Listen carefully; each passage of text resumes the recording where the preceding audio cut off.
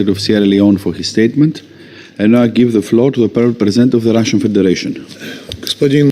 Mr. President, we thank the UN Special Coordinator for the Middle East Peace Process ad interim Sigrid Kaag for the briefing on the situation in Gaza, as well as Dr. Asidwa for his testimony. We wish to take this opportunity to extend our solidarity with the humanitarian coordinator, Tom Fletcher, in connection with the attacks that targeted him after his latest briefing at the Security Council of the United Nations.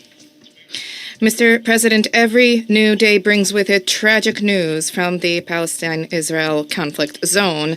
News headlines are broadcasting the horrific shattering of new records. The number of dead children and women, journalists, humanitarian workers is staggering. Strikes targeting schools and hospitals are no longer shocking to anybody. They have long ago become the living nightmare of the residents of the Gaza Strip, and one can only guess at the conditions being endured in Gaza by those who stand ready to selflessly fulfill their humanitarian duty before the Palestinian people.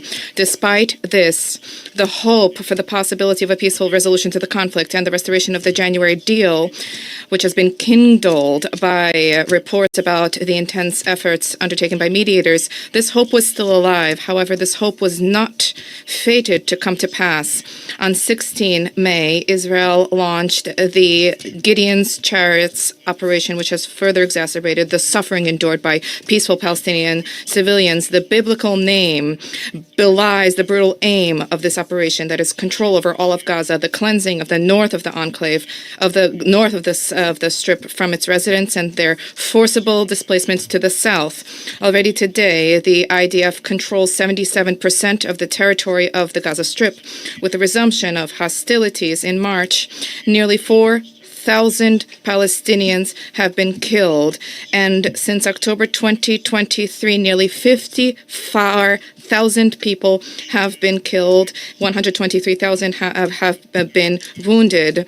The military operation has in no way yet helped to resolve the issue of the hostages. The only hostage who was released recently, the U.S.-Israeli citizen Idan Alexander, was handed over by Hamas representatives as a gesture of goodwill.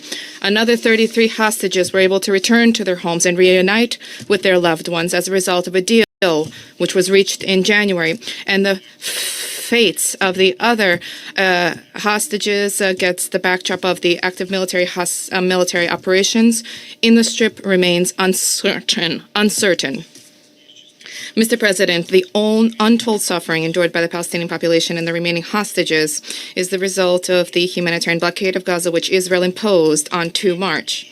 Despite the sporadic weakening by the Israeli side of the blockade, as a result of which last week permission was granted for the entry of 400 trucks with assistance, despite that, the blockade has effectively been ongoing. Assistance which is permitted to enter is merely a drop in the bucket against the backdrop of the staggering needs. Let us recall, even before the blockade, in order to meet and address the humanitarian situation in the Strip, there was a need to bring in at the minimum 600 trucks every day. Today, the situation is far more catastrophic.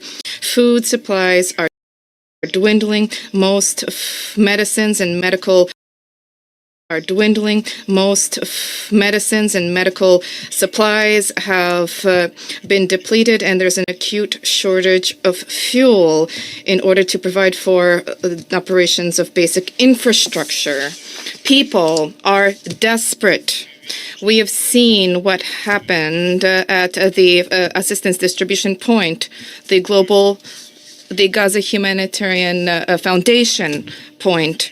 The humanitarian structures working on the ground unanimously proclaimed their readiness and have been proclaiming their readiness and, most importantly, their ability to provide the Gazan people with all basic goods and services as soon as Israel lifts the blockade and removes any and all obstacles for the delivery and distribution of humanitarian assistance, which the UN Secretariat and the majority of the membership of the Council, including the Russian Federation, categorically condemn.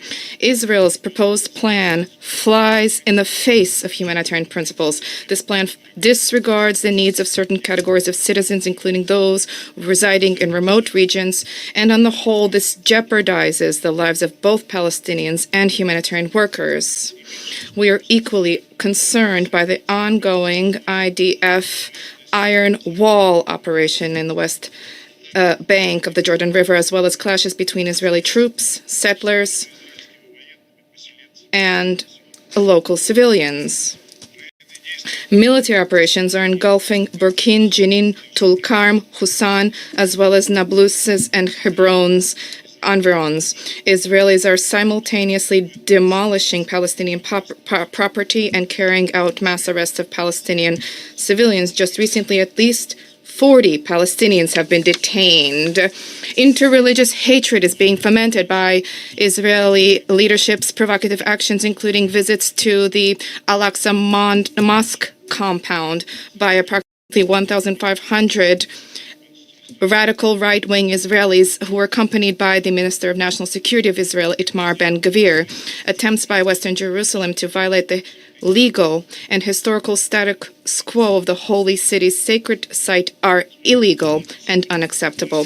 Mr. President, today we are observing a clash of two realities with growing distance between them. On the one hand, there are loud calls for from the international community for there to be respect for international humanitarian law, a ceasefire, the release of detained persons, and the implementation of the two-state solution.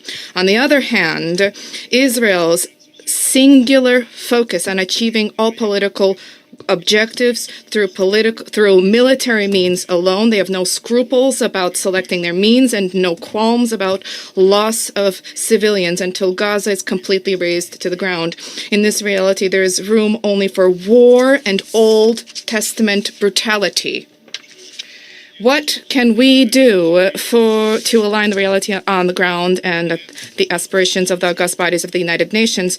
For that, the international community needs to undertake meaningful efforts to facilitate the resolution to the root cause of the protracted conflict, the fact that the inalienable right of the Palestinian people to establish their own independent state within the 1967 borders with East Jerusalem as the capital, coexisting in peace and security with Israel, has not been upheld.